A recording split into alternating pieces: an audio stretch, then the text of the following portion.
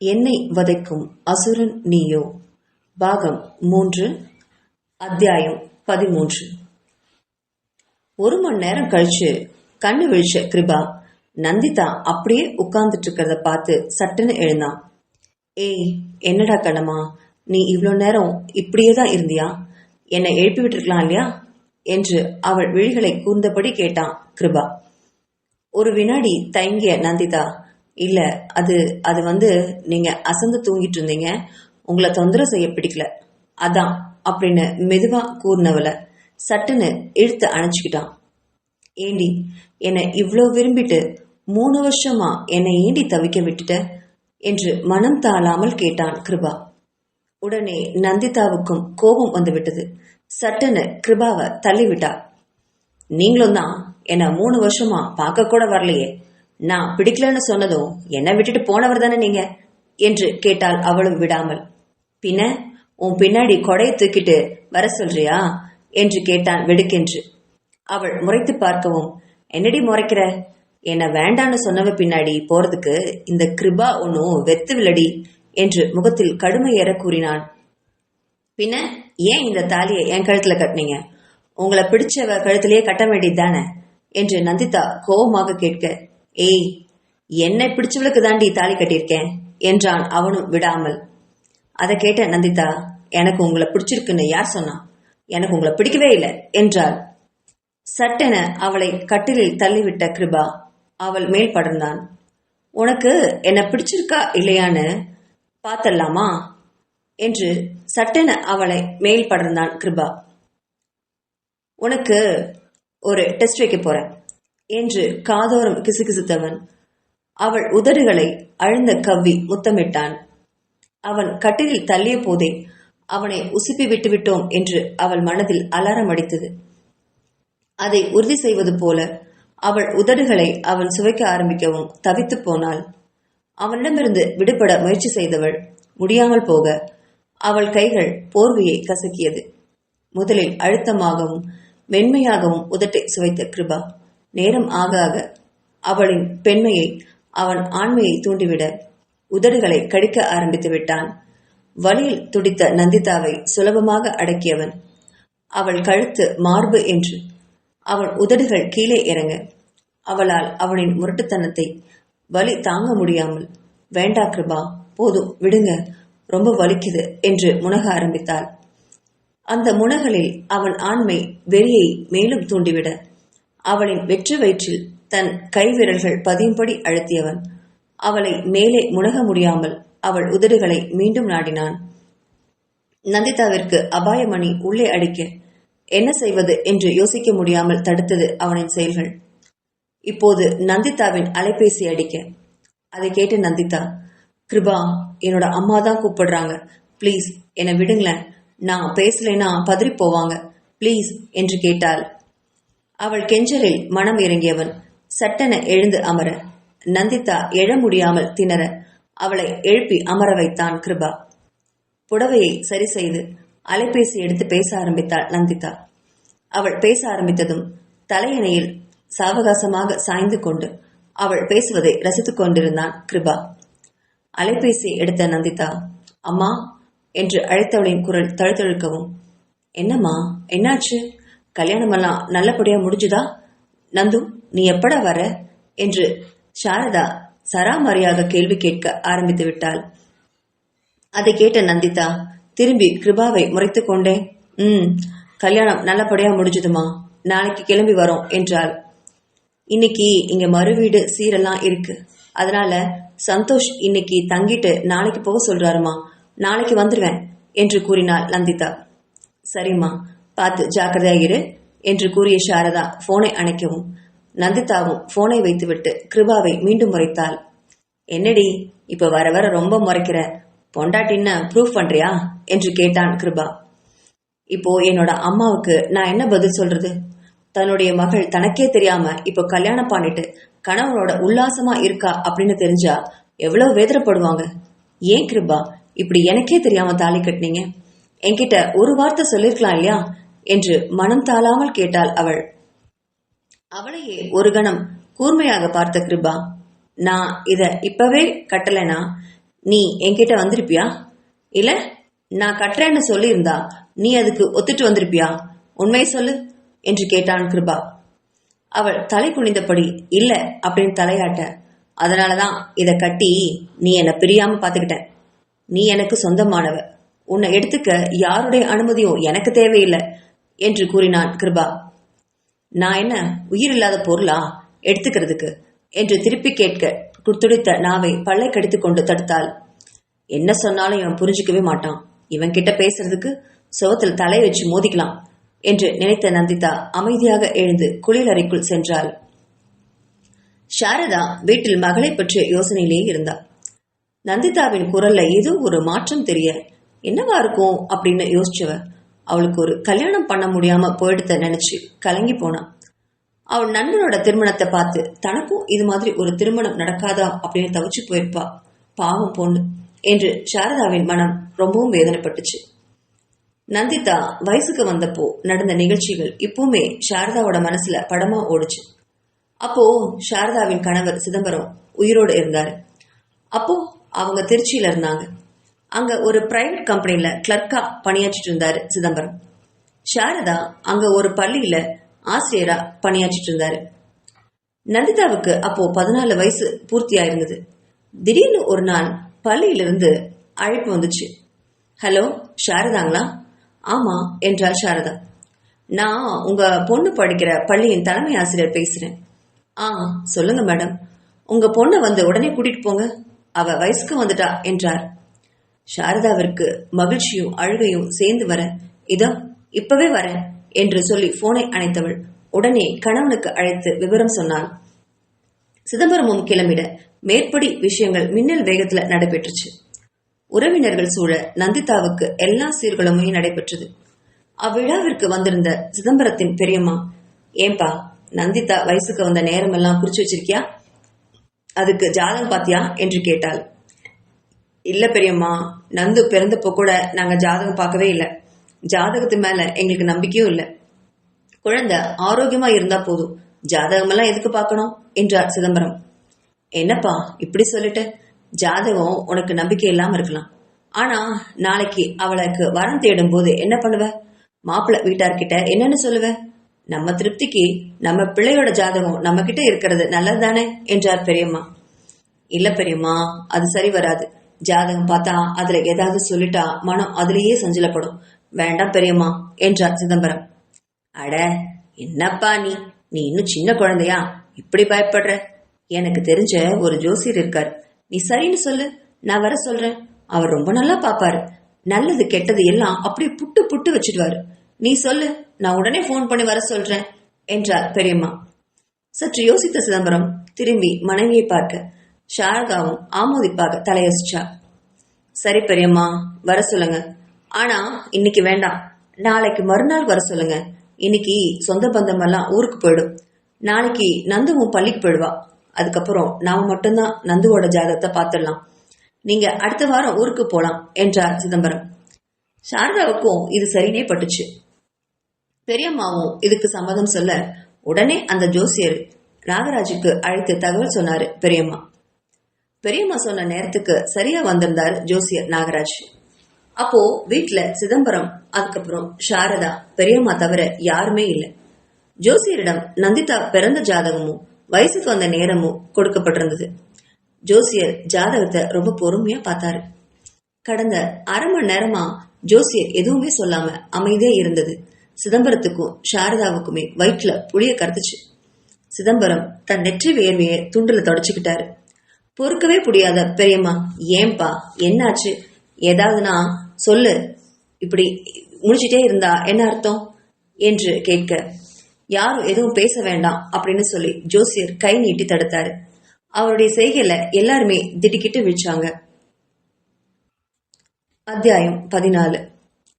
பொறுக்கவே முடியாது பெரியம்மா, என்னப்பா என்று திருப்பி கேட்க, சிறிது நேரம் கழித்து ஜோசியர் கூறிய விஷயம் அனைவருடைய முகத்திலையும் கலவரத்தை உண்டாக்குச்சு. நீங்க உங்க பொண்ணுக்கு கல்யாணம் பண்ணாம இருக்கிறது தான் நல்லது. அவளுக்கு கல்யாணம் பண்ணா அவளுடைய கணவர் அவளோட வாழ மாட்டாரு. சொல்றதுக்கு சங்கடமா இருந்தாலுமே சொல்றது என்னோட கடமை. உங்க பொண்ணுக்கு தாலி பாக்கியமே இல்லை. தாலி கட்டிய சில நாட்கள்லயே உங்க பொண்ணு தன்னோட புருஷனை இழந்துடுவா. ஒண்ணு உங்க பொண்ணுக்கு கல்யாணம் பண்ணி வைக்காதீங்க, இல்ல உங்க பொண்ணுக்கு கண்டிப்பா கல்யாணம் ஆகையே ஆகணும் அப்படின்னு நினைச்சா புருஷன் கையால தாலி கட்டின உடனே அவங்கள பிரிச்சிடுங்க, இல்ல அந்த பையன் குடும்பத்துல யாரும் உயிரோடவே இருக்க மாட்டாங்க என்று சொன்னார் ஜோசியர். சிதம்பரம் விழிக்க, சாரதா அழ ஆரம்பிக்க, என்னப்பா இப்படி சட்டுன்னு சொல்லிட்ட, ஏதாவது பரிகாரம் இருக்குமான்னு கொஞ்சம் பார்த்து சொல்லலாம் இல்லையா என்றார் பெரியம்மா. இதுக்குதான் நான் ஜாதகம் பார்க்க வேணாம்னு சொன்னேன் என்று சிதம்பரத்திற்கு, நீங்க ஜாதகம் பார்க்காம விட்டிருந்தாலும் உங்க பொண்ணுக்கு நான் சொன்னதுதான் நடந்திருக்கும் என்றார் ஜோசியர். ஐயோ, என் பொண்ணுக்கு கல்யாணம் குழந்தைங்கன்னு இனி எதுவுமே இல்லையா? இதெல்லாம் போய் என்னங்க வேண்டாம், நம்ம வேற ஜோசியத்துக்கு பார்க்கலாம், இவர் என்னமோ சரியா பார்க்காம சொல்றாரோன்னு தோணுது என்றார் அழுகையும் கோபமுமாக சாரதா. அதை கேட்ட ஜோசியர் சட்டுன்னு எழுந்தார். இங்க பாருங்கம்மா, நீங்க யார்கிட்ட வேணாலும் போய் கேளுங்க, நான் சொன்னது பொய்ன்னு நீங்க ப்ரூஃப் பண்ணிட்டா இந்த நிமிஷத்துல இருந்து நான் ஜாதகம் பார்க்கறதே நிறுத்திடுறேன் என்றார் கோபமாக. என்னப்பா, அவதான் பொண்ணுக்கு இப்படி ஆயிடுச்சுன்னு பதட்டத்துல பேசுறானா, நீயும் இவ்வளவு கோவப்படுறியே என்று கேட்க ஜோசியர் அமைதியானார். மன்னிச்சிடுங்க பெரியம்மா, அவங்க நிலைமை எனக்கு புரியுது, ஆனா நான் உண்மை சொல்லணும் இல்லையா என்று சொன்ன ஜோசியர், இத பாருங்க, பொண்ணு ஜாதகத்துல தோஷம் இருக்கு, என்ன பரிகாரம் பண்ணாலும் இதை அனுபவிச்சே ஆகணும். உங்க திருப்திக்கு வேணா வேற ஜோசியர்கிட்ட இந்த ஜாதகத்தை காட்டுங்க, அவங்க என்ன சொல்றாங்களோ அதைப்படி பண்ணிக்கோங்க என்று ஜோசியர் அமைதியாக எழுந்து சென்று விட்டார். அவர் சென்றதுமே பல நிமிஷங்கள் அங்க யாருமே பேசல. அவங்க மனம் போன போக்குல யோசிக்க ஆரம்பிச்சிருந்தாங்க. ஒரே ஒரு பொண்ணோட திருமணத்தை பத்தியும் அவ குடும்பம் தன்னோட பேரன் பேத்தி என்ன வாழணும் அப்படின்னு நினைச்சு எவ்வளவு கனவு கண்ட பெற்றோர்கள் இன்னைக்கு அத்தனையுமே இனி அவங்க பொண்ணுக்கு இல்ல அப்படின்னு கேட்டதும் தலையில இடி இறங்கினது மாதிரி தவிச்சு போனாங்க. ஏன்பா, எனக்கு தெரிஞ்ச ஜோசியர்னு இன்னொருத்தர் இருக்காரு, அவரையும் போய் பார்த்துட்டு வந்துடலாமா என்று கேட்டார் பெரியம்மா. போதும் பெரியம்மா, இனி ஜோசியமே பார்க்க வேண்டாம், நடக்கிறது நடக்கட்டும் என்றார் சிதம்பரம். ஆமாத்த, இனி எதுவுமே பார்க்க வேண்டாம், எங்களால இதுக்கு மேல எதையுமே தாங்க முடியாது என்றார் சாரதா. அப்படியெல்லாம் சொல்லாத சாரதா, நமக்கு நம்ம பொண்ணோட எதிர்காலம் முக்கியம் இல்லையா? ஏதாவது பரிகாரம் சொன்னா கூட செஞ்சிடலாம், அதுக்கப்புறம் கடவுள் விட்ட வழி என்றாள் பெரியம்மா. சிதம்பரத்தையும் சாரதாவையும் மிகவும் சமாதானம் செஞ்சு மற்றும் ஒரு ஜோதிடரிடம் அழைத்து சென்றாள் பெரியம்மா. அங்கேயுமே அதே பலனை சொன்னார் ஜோசியர். அவர் மட்டும் இல்ல, பல ஜோசியர்கிட்ட ஜாதகத்தை காட்டியும் அதே தான் எல்லாருமே சொன்னாங்க. நந்திதாவோட பெற்றோர்கள் தவிச்சு போனாங்க. வெறுத்து போய் இனி ஜாதகம் ஜோசியம் எதுவுமே பார்க்க கூடாதுன்னு முடிவெடுத்த சிதம்பரம் நந்திதாவை நல்லா படிக்க வைக்கணும் அப்படின்னு மட்டும் நினைச்சார். அவ ஆசைப்பட்ட நடனம், பாட்டு, வகுப்பு, கராத்தேன்னு ஒண்ணு விடாம எல்லாத்தையும் கத்து கொடுத்தாரு. எல்லாத்துக்கும் வழியும் செஞ்சு கொடுத்தாரு. பொண்ணுங்களுக்கு திருமணம் தான் ஆதாரமா? வேண்டாம், என் பொண்ணு திருமணமே செய்ய வேண்டாம் அப்படின்னு நினைச்சார். காலம் மின்னல் வேகத்துல போக நந்திதா 12ஆம் வகுப்பு படிக்கும்போது அவருடைய அப்பா மாரடைப்பு காரணமா மருத்துவமனையில அனுமதிக்கப்பட்டிருந்தாரு.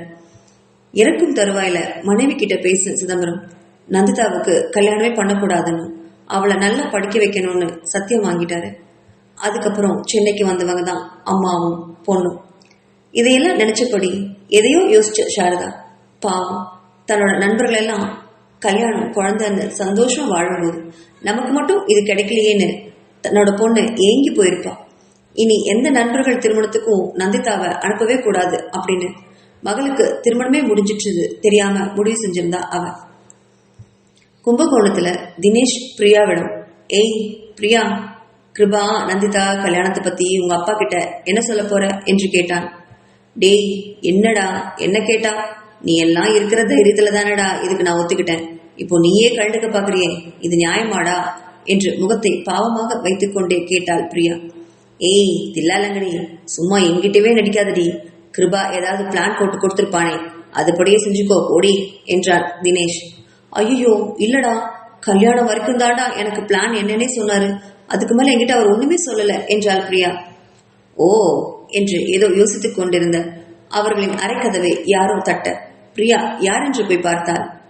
அங்க ஒரு சின்ன புன்னகையோட நின்றிருந்தான் சந்தோஷ். அண்ணா வாங்க அண்ணா என்று பிரியா வழிவிடவும் உள்ளே வந்த சந்தோஷை தீயாக முறைத்தான் தினேஷ். அடே என்ன ஏண்டா முறைக்கிற? இதுக்கு மொத்த காரியகர்த்தா அந்த கிருபா தான். அவன் பொண்டாட்டிக்கிட்ட ஜாலியா இருக்கான். அவனை விட்டுட்டு என்ன ஏண்டா முறைக்கிற என்று கேட்டான் சந்தோஷ். எல்லா பிளானும் சொன்னீங்க, இப்போ ஊருக்கு போய் யார்கிட்ட என்ன சொல்றதுன்னு சொன்னீங்களாடா என்று கேட்டான் தினேஷ். டேய் மச்சி, அது எனக்கும் தெரியாதடா. அதை பத்தி பேசதான் கிருபா இப்போ என்ன இங்க வர சொல்லி சொன்னான் என்று சந்தோஷ் சொல்லிக்கொண்டே இருக்கும் போதே அரைக்கதவை தட்டி கொண்டு உள்ளே வந்தான் கிருபா. அவனை தொடர்ந்து நந்திதாவும் வர அவளை பார்த்து திருட்டு மொழி முழித்தான் சந்தோஷ். வாழ்த்துக்கள் நந்திதா என்றான் கொஞ்சமும் கூச்சமில்லாமல். நந்திதா வரும்போதே சந்தோஷை பார்த்து விட்டாள். அவனை முறைத்துக் கொண்டே உள்ள வந்தவள். அவனின் வாழ்த்தில் கடுப்பேறிய அவள் சுற்றுமுற்றும் பார்த்து ஒரு தலையணை எடுத்து சந்தோஷ் மீது வீசி அடித்தாள். அவள் அப்படி செய்வாள் என்று எதிர்பார்க்காத அத்தனை பேரும் விழித்துக் கொண்டு நிற்க, நந்து என்ன இது? அவன் நான் சொல்லிதான் செஞ்சான். அடிக்கிறதா நீ என்னதான் அடிக்கணும் என்றான் கிருபா.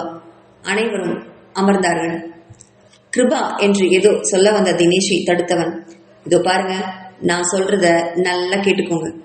நம்ம ஊருக்கு போனதுமே எங்க கல்யாணத்தை பத்தி யார் கேட்டாலும் இந்த பதில தான் எல்லாரும் சொல்லணும், சரியா என்றான் கிருபா. என்ன பதிலன்னா என்று கேட்ட பிரியாவிடம், சொல்றம்மா என்றவன். சந்தோஷ் கல்யாணத்துல கல்யாண பொண்ணு வேற யாரையோ லவ் பண்ணி ஓடி போச்சு. அப்போ சந்தோஷோட பெத்தவங்க பையனுக்கு இப்போ கல்யாணம் ஆகாட்டி எங்க மானமே போயிடும் அப்படின்னு அழுதாங்க. கல்யாண மண்டபத்துல வேற சொந்தத்துல பொண்ணு இருக்கான்னு பார்த்தாங்க, ஒன்னும் அமையல.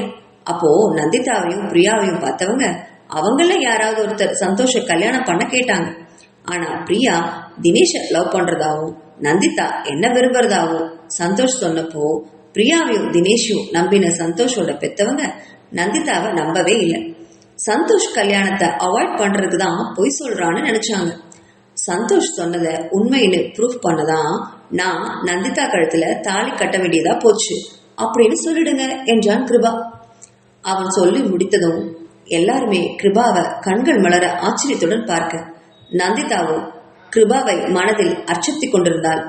என்னமா புழுகிறான், எவ்வளவு கதை சொல்றான், ஐயோ இவன்கிட்ட ரொம்ப ஜாக்கிரதையா இருக்கணும் போல, ராஸ்கல் என்று பலவாறு மனதில் திட்டியவள்.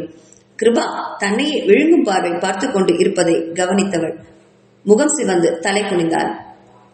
பாவம், அவர் தன் தாலி பாக்கியம் எத்தனை நாள் என்று தெரிந்திருந்தால் கிருபாவுடன் இருக்கும் சில நாட்களிலாவது சந்தோஷமாவது இருந்திருப்பாளோ என்னவோ. சந்தோஷும் தினேஷும் இதை மற்றவர்கள் நம்புவார்களா என்று கேட்டதற்கு, நம்பும்படி சொல்றது உங்களோட பொறுப்பு என்றான் கிருபா.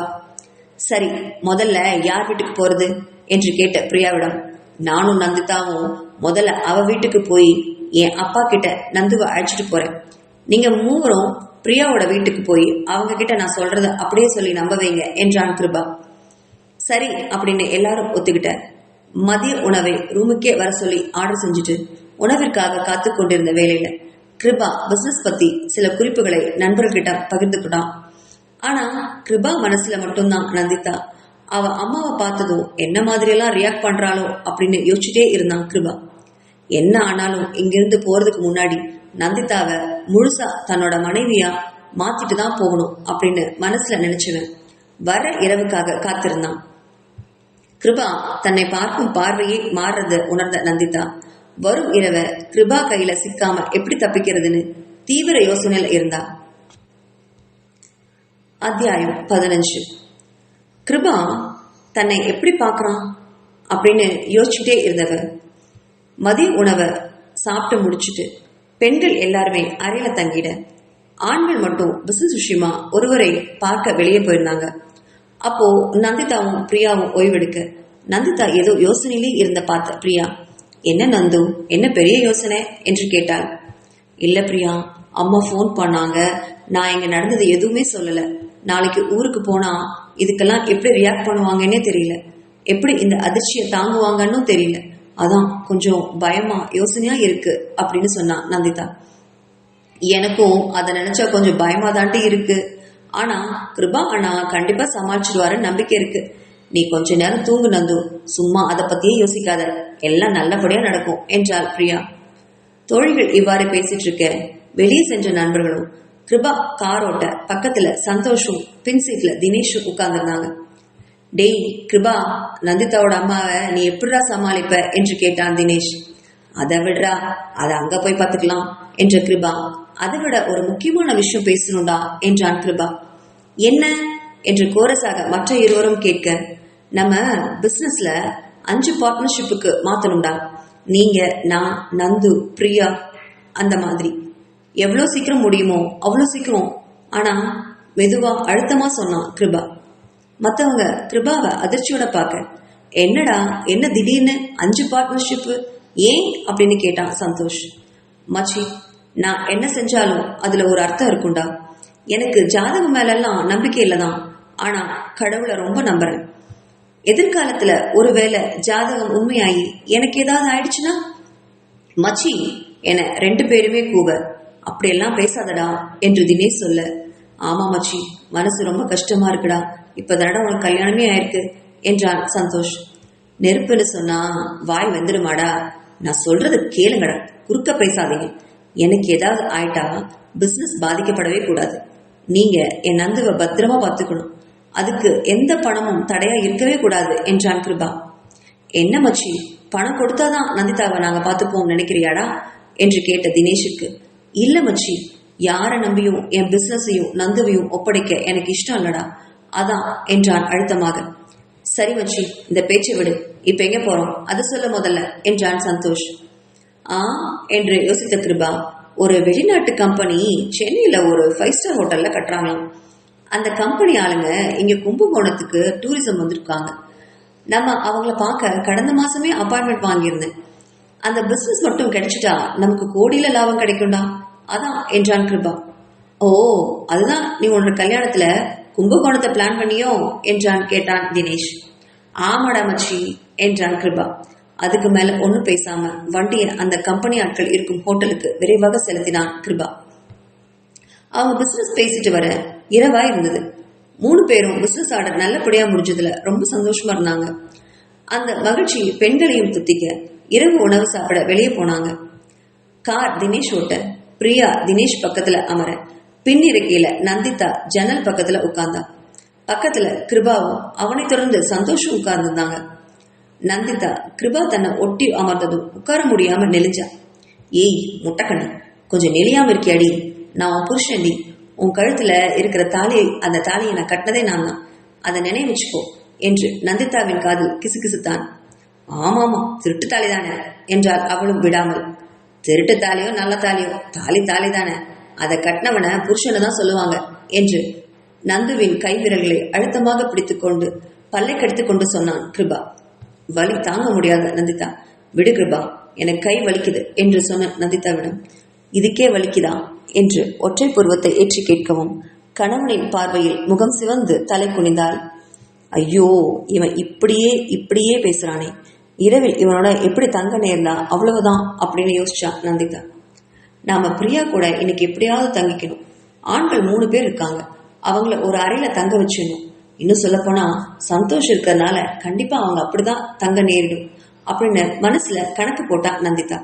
பாவம், பிரியாவை பத்தி கிருபாவை பத்தியும் அவளுக்கு தெரியவே இல்லை.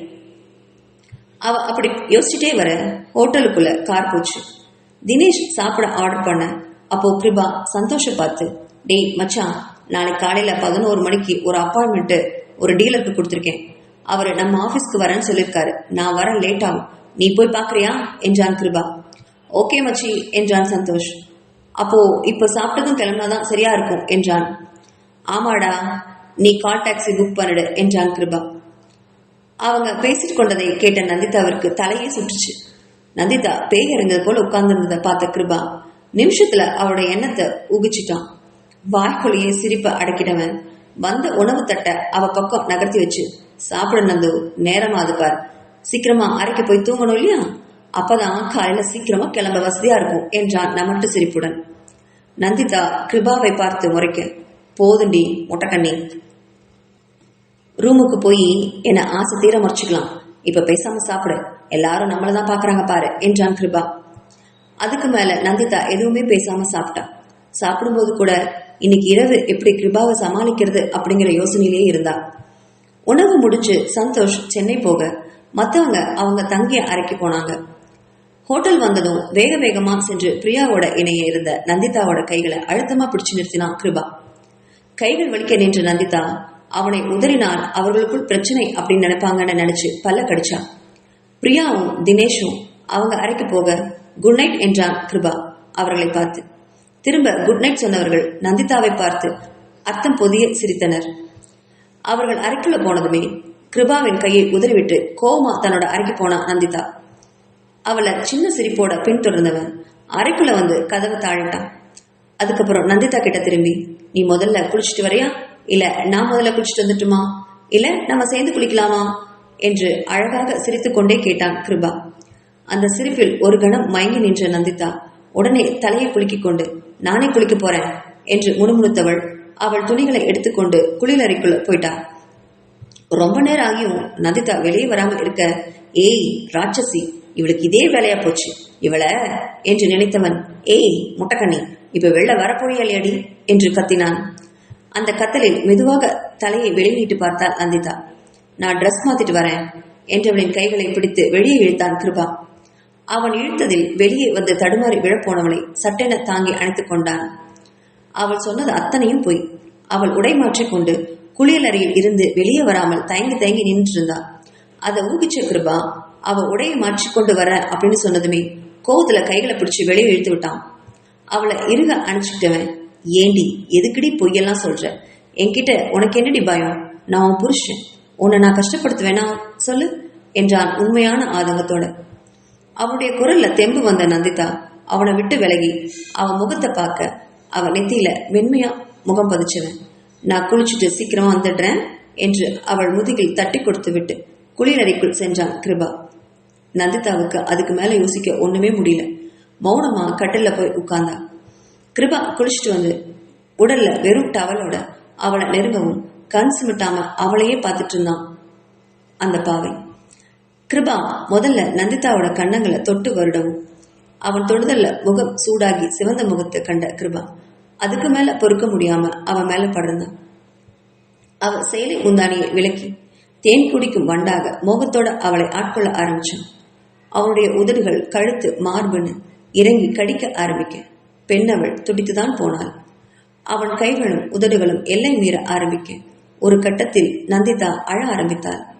அவள் அழுகையை கண்டவன் உடனே அவளை விட்டு விலகி அமர்ந்தான். என்ன நந்து, உனக்கு என்ன பிடிக்கலையா என்று கேட்டவனின் குரலில் அளவு கடந்த காதலும் வேதனையும் தெரிய நந்திதா அவனுடைய மார்பில முதம் சாய்ந்து கதறி அழுதாள். ஏய் நந்து, என்னடி சொல்லிட்டு அழு, இப்படி சொல்லாம அழுது என சாவடிக்காத என்றான் அவள் அழுவதை தாங்க முடியாமல். கிருபா, என் அம்மாவுக்கும் உங்க அப்பாவுக்கும் தெரியாம நம்ம கல்யாணம் நடந்திருக்கு. அவங்க ஆசீர்வாதம் நமக்கு வேணும்னு நினைக்கிறேன். அது மட்டும் இல்ல, என்னோட ஜாதகம் பத்தி உங்களுக்கு நல்லாவே தெரியும், ஏற்கனவே சொல்லியிருக்கேன். இப்படி யாரோட ஆசீர்வாதமும் இல்லாம நம்ம இப்படி வாழ்ற ஆரம்பிக்கிறது என் மனசுக்கு ரொம்ப கஷ்டமா இருக்கு கிருபா. அதனால உங்களுக்கு ஏதாவது பிரச்சனை ஆயிடுச்சுன்னா என்னால தாங்கவே முடியாதுன்னு விம்மி விம்மி அழுதவல மார்போட இறுக்கி அணைச்சிக்கிட்டான். கொஞ்ச நேரம் யோசிச்சவன், சரிதான் நந்து, நீ சொன்ன மாதிரிதான் உன்னோட அம்மா என்னோட அப்பா கிட்ட ஆசீர்வாதம் வாங்கினதுக்கு அப்புறமா நம்முடைய வாழ்க்கையை தொடங்கலாம். ஆனா என்று இழுத்து பேச்சை நிறுத்தினான் கிருபா. ஆனா என்னங்க என்று பதட்டத்துடன் கேட்ட நந்திதாவுடைய மூக்கை பிடித்து செல்லமாக ஆட்டினவன், எனக்கு 2 சத்தியத்தை நீ செஞ்சு தரணும். அப்படி செஞ்சு கொடுத்தீனா இந்த நைட்ல உன்னை தொல்லை பண்ணாம சமத்தா தூங்கிடுவேன் என்றான் கிருபா. என்ன சத்தியம் என்று கேட்ட நந்திதா கிட்ட, முதல் சத்தியம், எந்த நிலைமையிலையும் என்னை நீ பிரியவே கூடாது. நான் எங்க இருக்கேனோ அங்கதான் நீயும் இருக்கணும். எப்பவுமே என்னோட கண் பார்வையில படுற மாதிரி இருக்கணும் என்றான் கிருபா.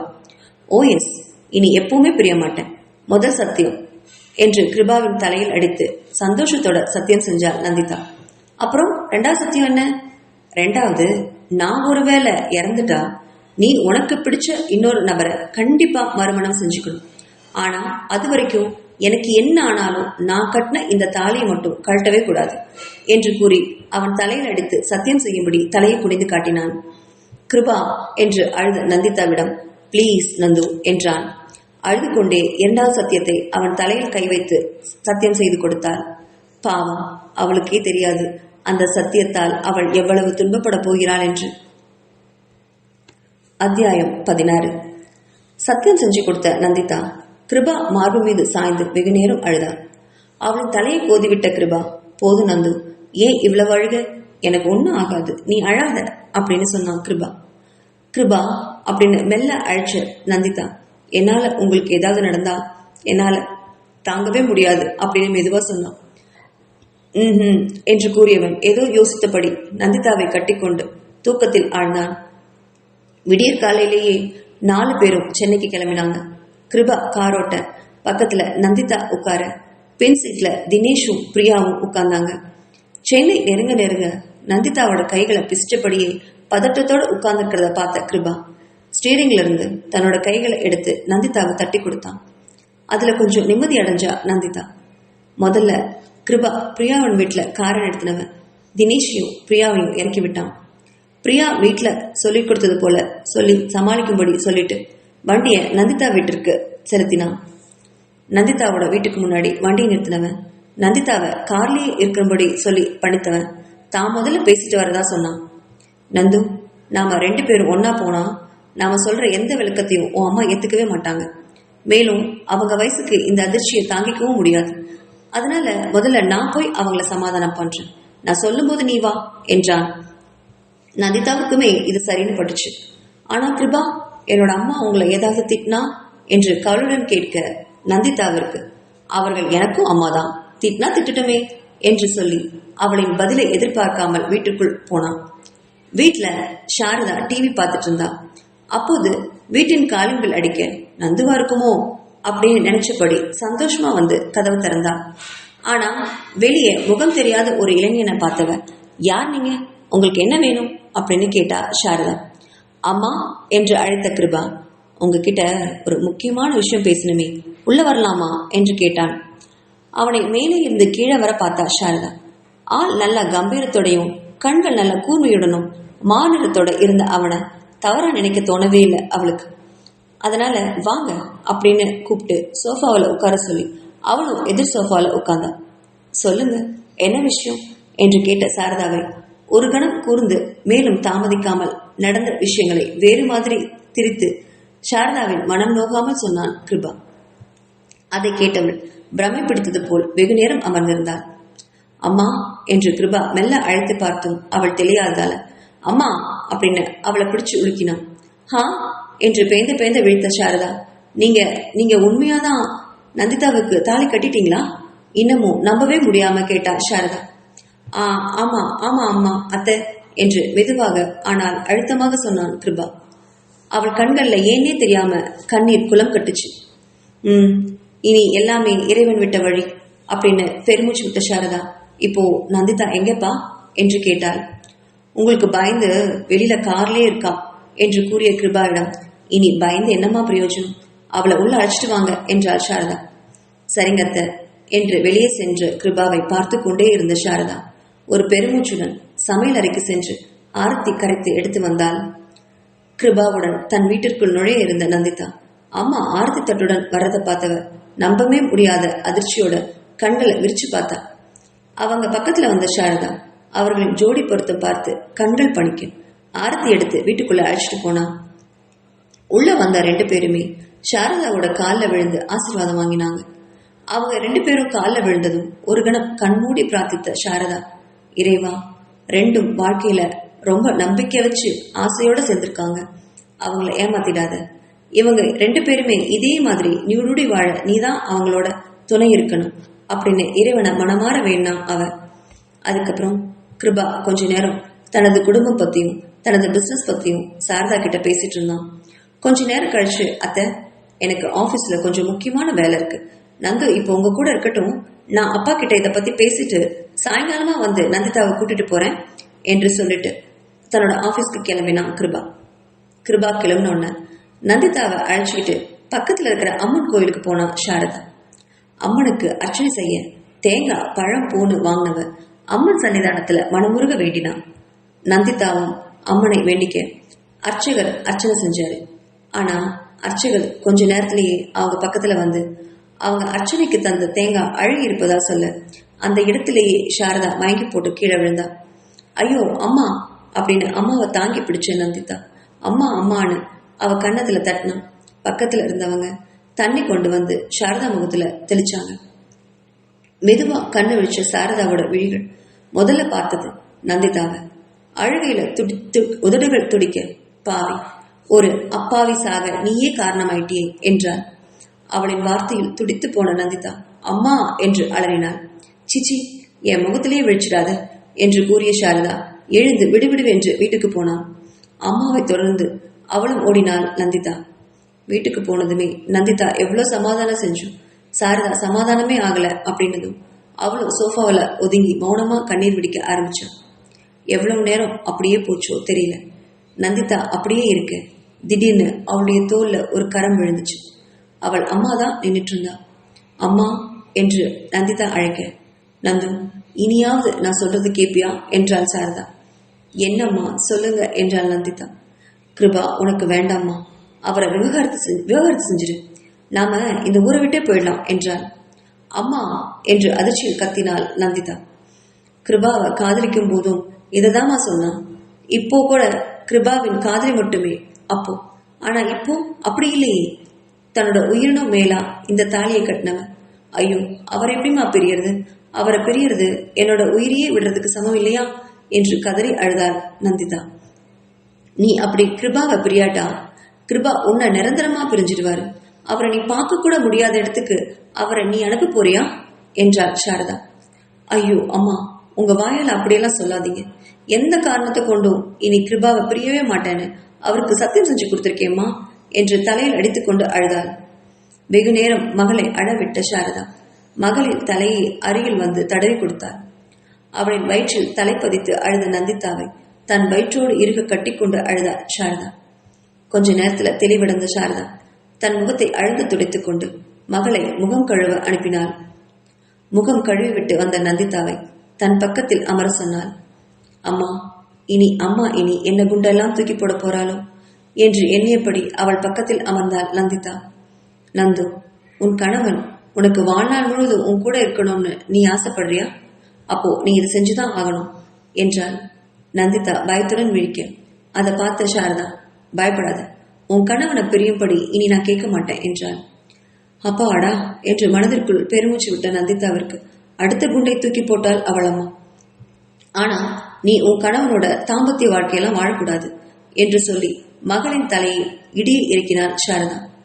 மகள் விழிப்பதை பார்த்தவள், நந்து, கணவன் மனைவி அப்படிங்கிறது வெறும் தாலியால மட்டும் வந்துடாது. அவங்க உடலோடு உயிரோடு சேரணும். அப்பதான் அவங்க கணவன் மனைவியா ஏற்றுக்கொள்ளப்படுறாங்க. உன் ஜாதகப்படி உன் கணவன் உனக்கு நிலைக்க மாட்டான்னு இருக்கு. கிருபா உன் கணவனே ஆகாதப்போ அவருடைய உயிருக்கு எந்த ஆபத்து வராது அப்படிங்கிறது என்னோட நம்பிக்கை. அதனாலதான் சொல்றேன், உன் கணவனை காப்பாத்த இதுதான் கடைசி வழி. இனி இதை ஏற்கிறதும் ஏற்காம போறதும் உன்னோட விருப்பம்தான் என்று சொல்லி அமைதியாக கண்மூடி அமர்ந்தாள் சாரதா. ரொம்ப நேரம் யோசிச்ச நந்திதா கிருபாவை ஒரேடியா பிரிஞ்சு வாழ்றதை விட அவன் கூட தாம்பத்தியம் இல்லாம வாழ்றது எவ்வளவோ மேல் அப்படின்னு முடிவுக்கு வந்தா அவ. அத்தியாயம் 17. ரொம்ப நேரம் யோசிச்ச நந்திதா இதுதான் சரியான வழி அப்படின்னு முடிவு பண்ணா. சாயங்காலம் கிருபா வர நேரம் குளிச்சுட்டு தயாராகி கணவனுக்காக காத்துட்டு இருந்தா அவன். சாரதா கிருபாவுக்காக டிஃபன் செஞ்சு தயாரா வச்சிருந்தா. வேலை முடிச்சுட்டு வீட்டுக்கு வந்த கிருபா நந்திதாவை பார்த்தவன் ரொம்ப பயந்து போயிட்டான். ஏன்னா அவளுடைய முகம் அவ்வளவு வீங்கி கண்ணால் செவந்திருந்துச்சு. என்ன நந்து, என்னாச்சு? உடம்பு ஏதாவது சரியில்லையா? காலையில நல்லா தானே இருந்த என்று அவள் கழுத்திலும் நெற்றியிலும் கை வைத்து பார்த்தான் கிருபா. என்னதான் முகம் அழுந்த கழுவி இருந்தாலுமே அழுத அடையாளங்களை கண்டுபிடிச்சு உடம்புல கை வச்சு பார்த்த கிருபாவோட அன்புல நெகிழ்ந்து போனான். இல்லைங்க, கொஞ்சம் சளி பிடிச்சிருச்சு அதான் என்றால் தலை குனிந்தபடி. சந்தேகத்தோட சாரதாவை பார்த்தான் கிருபா. இவளுக்கு சளிதான் தம்பி, நீங்க வாங்க, நீங்க டிஃபன் சாப்பிடலாம் என்று கூப்பிட்டா சாரதா. சரிங்கத்த அப்படின்னு சொன்னவன் சாப்பிட உட்கார்ந்தான். சாரதா கிருபாவுக்காக பார்த்து பார்த்து சமைச்சிருந்தா. நந்திதா உணவு பரிமாற அதை ரசிச்சபடி சாப்பிட்டவன் ரொம்ப சூப்பரா இருக்கத்த என்று சொல்லி ஆர்வமாக சாப்பிட்டான். சாரதாவுக்கு இதுதான் சமயம்னு தோன்ற மெதுவா பேச்ச ஆரம்பிச்சா. தம்பி, இவ்வளவு நாள் நந்திதா என் கூட இருந்ததுனால எனக்கு தனிமையே தெரியல. இப்போ நீங்க திடீர்னு கூப்பிட்டு போயிட்டா எனக்கு ரொம்ப கஷ்டமா இருக்கும். அதனால என்று சாரதா தயங்கவும், என்னத்த சொல்ல வந்ததை சொல்லி முடியுங்க என்றான் கிருபா. அதனால கொஞ்ச நாள் நந்து இங்க இருக்கட்டுமே, எனக்கு பழகினதும் நீங்க கூட்டிட்டு போங்க என்றாள் சாரதா. இதை கேட்டு சற்று திடுக்குட்ட கிருபா பக்கத்துல நிற்கும் நந்திதாவை பார்த்தான். அவள் தன் உதடுகளை அழுந்த மூடி தலை குனிந்து நின்றுட்டு இருந்ததை பார்த்தான். இங்க எதுவும் நடந்திருக்கு அப்படின்னு யூகிச்சவன் உடனே இல்லத்த, என்னால் இனி நந்திதாவையெல்லாம் விட முடியாது என்றால் அழுத்தமாக கூறினான் கிருபா. இல்ல மாப்பிள்ள, நான் தனியா என்று இழுத்த சாரதா விட்டு, நீங்க ஏன் தனியா இருக்கணும்? தனியாலாம் இருக்க வேண்டாத்த, எங்க வீட்டுக்கு வந்துருங்க. நீங்க இங்க தனியா இருங்கன்னு என்ன பண்ணுவீங்க? தனியா அப்பாவும் அங்கதானே இருக்காரு. அப்பாட்ட நான் ஏற்கனவே சொல்லிட்டேன், எல்லாருமே ஒரே குடும்பமா சந்தோஷமா இருக்கலாமே. நீங்களும் எனக்கு அம்மா தானே அத்தை, நான் எப்படி உங்களை தனியா விட்டுருவேன்? எங்களுக்கு பிறக்க போற உங்க பேர பசங்களை கொஞ்சிட்டு இருந்தா உங்களுக்கு தனிமையே தெரியாது என்றான் பூடகமாக கிருபா. கிருபா சொன்னதை கேட்ட நந்திதாவிற்கு கிருபாவை கட்டி முத்தம் கொடுக்க வேண்டும் போல் தோன்றியது. எவ்வளவு நல்லவனாக இருக்கிறான் என்று நெஞ்சம் விம்மியது அவளுக்கு. சாரதாவோ அழுதே விட்டாள். இறைவா, எவ்வளவு அருமையான பிள்ளை, இவன் தீர்காயசோடு இருக்கணும் அப்படின்னு மனமாற வேண்டினான். வேணாம் தம்பி, இப்போதைக்கு நான் இங்கே இருக்கேன், கொஞ்ச நாள் போட்டும், கண்டிப்பா நான் வரேன் என்றாள் சாரதா. சரிங்கத்த, ரொம்ப நாள் நீங்க தனியா இருக்கிறத என்னால் அனுமதிக்கவே முடியாது. எவ்வளவு சீக்கிரம் முடியுமோ அவ்வளவு சீக்கிரம் நம்ம வீட்டுக்கு வந்துடணும், சரியா என்றான் கிருபா. சரிங்க தம்பி என்று கூறிய சாரதா நந்திதாவை பார்த்து, உன் துணியெல்லாம் எடுத்து வச்சுக்கோமா என்றாள். நான் அப்பவே எடுத்து வச்சுட்டேம்மா என்றவள் கிருபாவை பார்க்க, சரியத்த, நாங்க கிளம்புறோம், அப்பா எங்களுக்காக காத்துட்டு இருப்பாரு என்று சொன்னவன் நந்திதாவை அழைச்சிட்டு தன்னோட வீட்டுக்கு கிளம்பினான். கார்ல வரும்போது நந்திதா எதுவுமே பேசாம வந்தது கிருபாவை உறுத்துச்சு. நந்திதாவை அவ அம்மா கூட தனியா விட்டுருக்க கூடாதோ என்று தன்னையே நொந்து கொண்டான். என்ன நந்து, என்னாச்சு? ஏன் உம்முன்னு இருக்க? அம்மா ஏதாவது சொன்னாங்களா? என்கிட்ட சொல்லுடா என்றான் கிருபா. கிருபாவிடம் நடந்ததை சொல்லிடலாமா அப்படின்னு கூட ஒரு கணம் நினைச்சுவேன். வேணாம், இவன் சொன்னா அதை ஏத்துக்கவும் மாட்டான். இவன் கிட்ட சொல்றது சோத்துல முட்டிக்கிறதுக்கு சமம் அப்படின்னு நினைச்சுவேன்.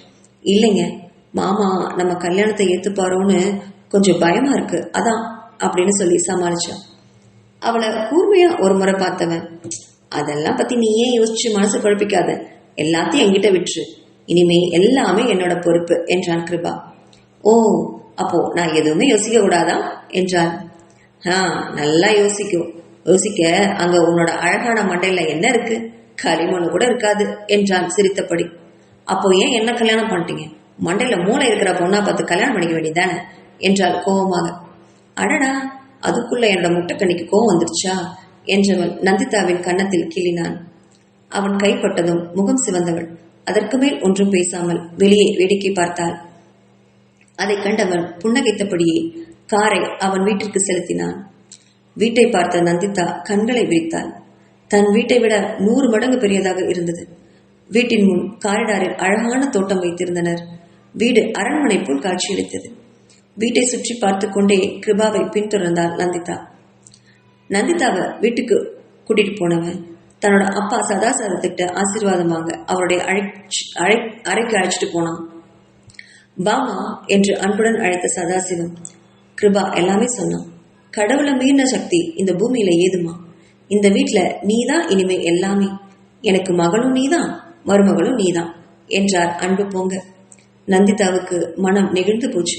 எவ்வளவு பெரிய பணக்காரராக இருந்தும் தன்னை ஏத்துக்கிட்டது மட்டும் இல்லாம பாசமாகவும் பேசுறது, அதை கேட்டவளுடைய கண்கள்ல கண்ணீர் பொங்கியது. அவர் காலில் மனமாற விழுந்து ஆசீர்வாதம் வாங்கினான். அதுக்கப்புறம் ஆயா கருணாகரி கிட்ட ஆசீர்வாதம் வாங்கினாங்க. கருணாகரிக்கு மனம் குளிர்ந்து போச்சு. கிருபா தம்பி, பொண்ணு தேவதை மாதிரி இருக்கு. ஐயோ, அப்ப நான் நல்லா இல்லையா ஆயா என்று திருப்பி கேட்டான் கிருபா. உனக்கு என்ன ராசா, நீ மகாராஜா மாதிரி இருக்க, 2 பேரும் அவ்வளவு அழகா இருக்கீங்க, என் கண்ணே பட்டுடம் போல இருக்கு என்று திருஷ்டி கழித்தாள் ஆயா. ராசாதி, எப்படியோ எங்க ராசா கல்யாணம் ஆனதை பார்த்துட்டேன், அப்படியே அவருக்கு பிள்ளைகளையும் பெத்து கொடுத்துடு, அதையும் கண்ணார பார்த்துட்டேன்னா அதுக்கப்புறம் நான் நிம்மதியா போயிடுவேன் என்றாள் ஆயா. பிள்ளை என்ற வார்த்தையை கேட்டதும் நந்திதாவின் முகம் மாறிப்போனது. ஐயோ, அது எப்படி முடியும் என்று வாய்விட்டே கேட்டுவிட்டாள். அவ கேட்டதும் தான் அவ வாய் விட்டது அவளுக்கே புரிஞ்சுது. ஏன் என்று கிருபா கேட்க, அதானே ஏன் தாயி, கல்யாணமானா அடுத்து குழந்தை தானம்மா என்றார் முகம் கசங்க. குழந்தை இப்போ வேண்டாம்னு தள்ளி வச்சிருக்கீங்களா தாயி என்றால் விடாமல் ஆயா. அதெல்லாம் இல்ல ஐயா, இவ ஏதோ ஒளர்றா என்று நந்திதாவை முறைத்துக் கொண்டே சொன்னவன், அடுத்த வருஷம் இந்நேரம் உங்க மடியில உங்களோட பேர குழந்தை இருக்கும், போதுமாயா என்றான் கிருபா. சதா ரசா, நீ சொன்னா கண்டிப்பா அதை நடத்தி காட்டுவேன், எனக்கு தெரியாதா என்ன என்றாள் ஆயா. சரி, ரொம்ப களைச்சு போயிருப்பீங்க, வாங்க வந்து சாப்பிட்டுட்டு ரெஸ்ட் எடுங்க என்றாள். இல்ல ஆயா, அவங்க அம்மா வீட்டுல நல்லா சாப்பிட்டு தான் வந்தேன், நாங்க போய் தூங்குறோம், நீயும் சாப்பிட்டுட்டு தூங்காயா என்று சொன்ன கிருபா நந்திதாவின் கையை அழுந்த பற்றி கொண்டு தன் அறைக்கு இழுத்து சென்றான். அவன் கைகளில் இருந்த அழுத்தத்தை உணர்ந்த நந்திதா விதிர் விதித்து போனாள். கிருபா அறைக்குள்ள இழுத்து சென்றவன் அவளை படுக்கையில் தள்ளிவிட்டு மார்பின் மீது கைகளை குறுக்க கட்டிக்கொண்டு, ஆயா கிட்ட அப்படியே சொன்ன நந்திதா என்று கடுமையாக சொன்னான். அது அது இல்ல, அது குழந்தை இப்போதைக்கு வேண்டாம்னு நினைச்சு என்று திக்கி திக்கி பதில் கூறினாள் நந்திதா. அப்படியா, நான் இப்போ அப்படி சொன்னேன் என்று திருப்பி கேட்டான் கிருபா.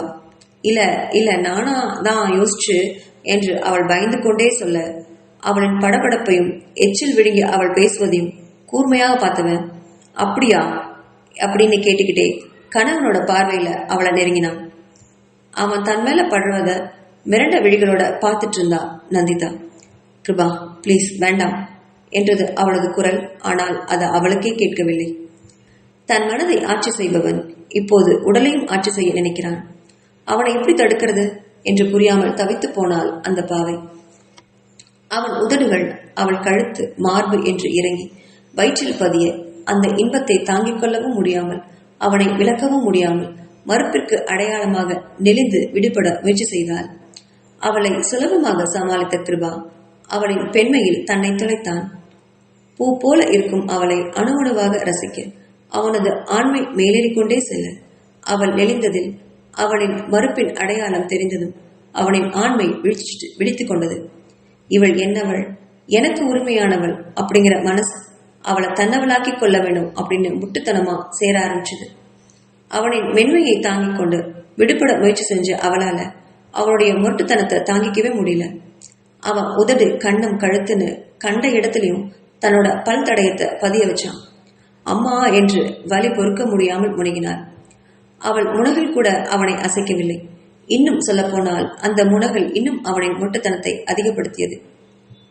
இறுதியாக அவளின் மார்பு சேலையை விடுவித்து மார்பில் உதடுகள் பதிக்கவும் திணறி போனாள் நந்திதா. வேண்டாம் கிருபா, போதும் என்று நந்திதா கூறியும் அவளை அவன் விடுவதாகவே இல்லை.